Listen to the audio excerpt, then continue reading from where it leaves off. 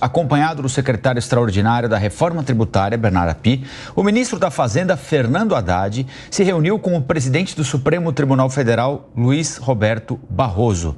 A reportagem é de Janaína Camelo.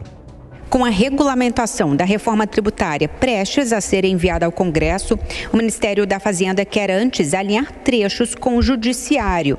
Nesta quinta-feira, o ministro da Fazenda, Fernando Haddad, juntamente com o secretário extraordinário da Reforma Tributária, Bernardo Api, foram ao Supremo Tribunal Federal. Na reunião com o presidente da Suprema Corte, ministro Luiz Roberto Barroso, Haddad tratou sobre quais podem ser os impactos da reforma no contencioso judicial, ou seja, o que pode ser contestado na Justiça. O governo pretende enviar ao Congresso, em abril, projetos de lei complementar com a regulamentação para que, de fato, a reforma possa começar a valer. O texto da reforma tributária foi aprovado no final do ano passado. Desde então, o Ministério da Fazenda tem coordenado grupos de trabalho que elaboram a regulamentação sobre cada um dos temas da reforma, envolvendo não só o governo federal, mas também os estados e municípios. A ideia do governo, até agora, é enviar 4 projetos de lei complementar. Um deles com a regulamentação dos 2 impostos criados com a reforma, o IBS e o CBS. Um outro projeto tratando do Comitê Gestor, que irá gerenciar a arrecadação do IBS, o Imposto dos Estados e Municípios. Um terceiro projeto será para definir os cálculos do imposto seletivo, o tributo com alíquota menor para alguns setores. E um quarto projeto tratando da parte do contencioso administrativo dos novos tributos. Haddad estará nesta sexta-feira em São Paulo, também para tratar da regulamentação da reforma tributária, em reunião com a Confederação Nacional das Seguradoras. Alan Gani de volta para falar de reforma tributária. Gani, tem se falado aí nos bastidores que, muito possivelmente, a segunda etapa da reforma tributária, que seria aquela voltada para o imposto de renda, para os impostos diretos, vai acabar ficando só para o ano que vem, porque o governo agora quer focar, e a gente está em ano eleitoral, não dá tempo de focar em tudo, de abraçar tudo. O governo quer e precisa focar nessas leis complementares da reforma tributária.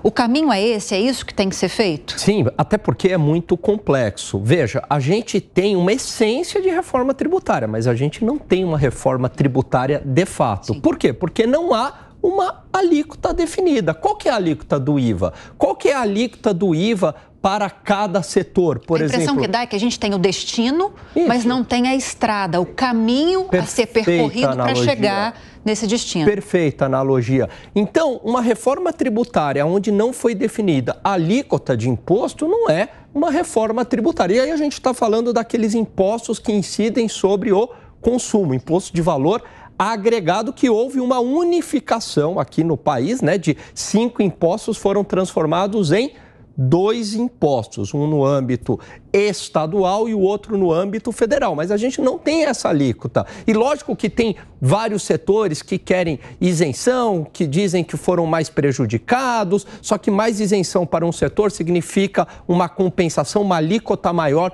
para o outro setor. Enquanto não for definida esta alíquota e quais são as isenções e também como é que vai ser o critério distributivo, né, da arrecadação por parte do governo federal e depois da destinação dos recursos para os estados, não dá para a gente falar da outra etapa da reforma tributária, que é justamente aqueles impostos que incidem sobre a renda. Primeiro, a gente precisa atacar, e é a grande complexidade do Brasil, os impostos que incidem sobre o consumo. A primeira etapa foi feita, quer dizer, a ideia do imposto sobre o valor agregado, simplificando, mas precisa definir a alíquota, uma coisa de cada vez. E me parece que não há consenso para definição de alíquotas ainda, de distribuição desses recursos. Discutiu-se muito no âmbito da PEC, mas agora que vai definir índices, números, parece que não tem consenso.